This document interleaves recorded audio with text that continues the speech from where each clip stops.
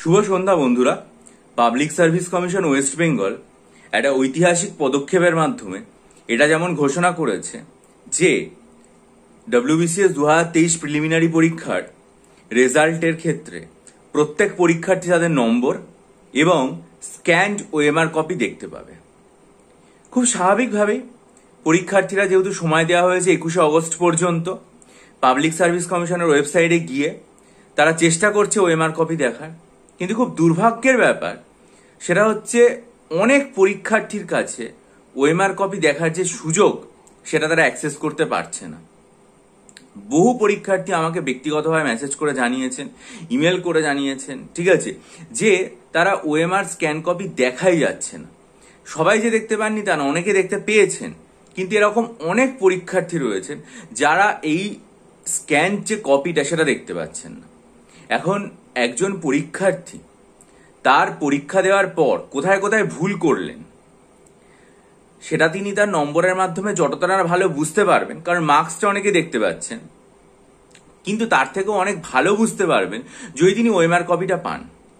ধরা যাক আমি জানি যে কোনো একটা প্রশ্নের উত্তর বি হবে, এবার আমি পরীক্ষাতে ভুলবশত সেটা সি করে রেখে চলে আসছি, কিন্তু আমি সুনিশ্চিত যে আমি এটা বি অ্যান্সার করব। বাড়িতে এসেও আমি জানলাম যে আমি বি অ্যান্সার করেছি, পরীক্ষার্থীর হলে আমার পক্ষে কোনো রকম ভাবে টেকনিক্যালি এরর হয়ে গেছে, আমি সিতে গোল করে দিয়েছি। এবার আমি মনে মনে ভাবছি আমি যে নম্বরটা পাই সেই নম্বরটা না পেয়ে আমার নম্বরটা খুব স্বাভাবিকভাবেই কমে যাচ্ছে।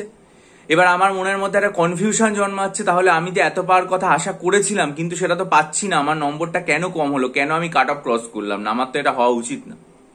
এই যে দ্বিধাদ্বন্দ্ব দূর হওয়া, সেটার জন্যই তো স্ক্যান্ড ওএমআর কপি আপলোড করে দেওয়া। বা হয়তো আমি ভেবেছিলাম যে কোনো একটা উত্তরে আমার একটু কনফিউশন আছে, আমি পরীক্ষা শেষের দিকে করব, কিন্তু শেষের দিকে আমার হয়তো আর কি সেই উত্তরটা আমি করে উঠতে পারিনি বা কোনো কারণে সেটাতে আমি দাগ দিতে ভুলে গেছি। এদিকে বাড়িতে এসে আমি মেলাচ্ছি যে না আমি সেই অ্যান্সারটা করেছি এবং আমার মনে হচ্ছে যে আমি যে কাট অফ মার্ক সেটা ক্রস করে যাব, অথচ আমার নাম লিস্টে নেই। আমার মনের মধ্যে একটা দুশ্চিন্তা শুরু হচ্ছে, আমি ভাবছি যে কেন হলো না।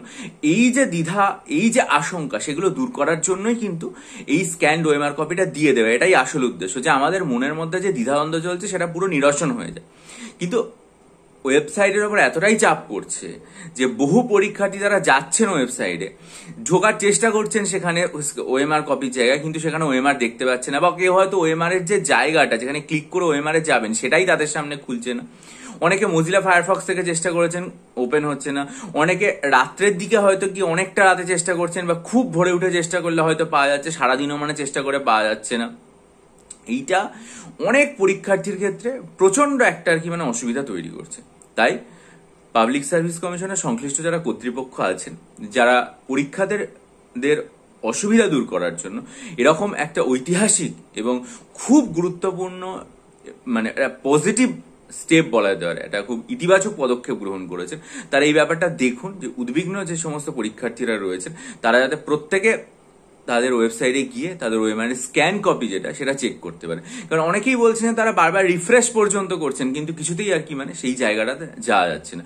এখন ওএমআর কপিটা দেখতে পাওয়াটা কিন্তু খুব গুরুত্বপূর্ণ, কারণ এই যে পরীক্ষা এটা তো এখনই শেষ হয়ে যাচ্ছে না, এর পরবর্তীকালে মিসলেনিয়াস আছে, তারপরে ক্লার্কশিপ আছে, সেখানেও যাতে কোনো রকম দ্বন্দ্ব না হয়, কোনো রকম এই যে ভুল ভ্রান্তিগুলো যেগুলো আমাদের ক্লারিক্যাল এরর আমরা বলে থাকি, যে আমি ভাবছি আমি এতে অ্যান্সার করেছি কিন্তু আমি ভুল করে ডিতে দাগ দিয়ে চলে এসেছি, বা হয়তো আমার কোনো একটা জায়গায় আমি শিওর যে আমি এটা দাগ দেবো, সেটা আমি প্রশ্নে দাগ দিলাম কিন্তু সেখানে যে উত্তরপত্রটা আমি সেখানে গোল করতে ভুলে গেলাম। এই যে ভুল ভ্রান্তিগুলো, বা কোনো জায়গাতে হয়তো আমার গোলটা ঠিক মতো হয়নি, কালিটা ঠিক মতো পড়েনি, যার ফলস্বরূপ আমার সেই নম্বরটা বাতিল হয়ে গেল, এই যে জায়গাগুলো এগুলো যাতে পুরোপুরি দূর করা যায় সেই জন্যই স্ক্যান্ড ওএমআর কপি দেখে দেওয়া, এবং সেটা শুধু আপলোড তো না, পরীক্ষার্থীরা যাতে সেই পর্যন্ত পৌঁছাতে পারে সেটারও ব্যবস্থা করা। তাই সংশ্লিষ্ট কর্তৃপক্ষ তারা অত্যন্ত দায়িত্বশীল এবং তারা পরীক্ষার্থীদের সুবিধার কথা ভেবেই তো এই কাজটা করেছেন। আশা রাখবো যে তারা এই ব্যাপারটা করবে।